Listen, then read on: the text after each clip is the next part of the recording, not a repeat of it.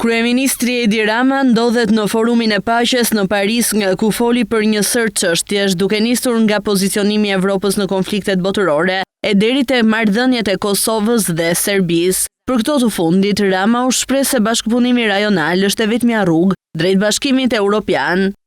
Do të jemi të thyer, do të jemi pas gjë, do të kemi armë, do të kemi mjete luftarake të ruajtura diku dhe të jetë pjesë, do të kemi një histori pak kënaqësie kështu me radhë, nuk po flas për revolucion, sepse Kosova është një problem, sepse për ne është një shtet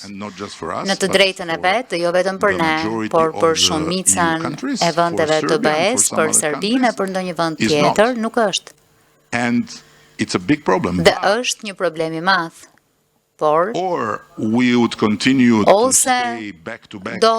and would continue to fuel vazhdonim të rrinim me kokën pas, e të ndiznim pak kënaqësi, të ndiznim tensione,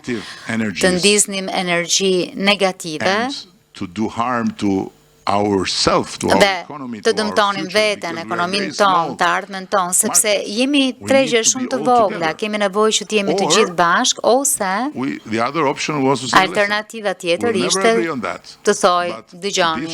nuk bijem dakord për këtë, por kjo nuk mund të na parandalojë të punojmë së bashku për shumë gjëra që bijem dakord që njerëzit, qytetarët tanë duhet të kenë lirinë e lëvizjes, që mallrat tona duhet të kenë lirinë e lëvizjes, e kështu me radhë. Unë jam dakord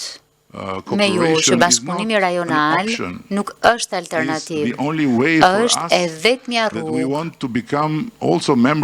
për ne që duam të bëhemi dhe antar të Bashkimit Evropian. Sipas kryeministrit Rama, Europa duhet jetë e bashkuar dhe nëse bëhem bashk 500 milion njerëz, bëhemi shumë më të fortë.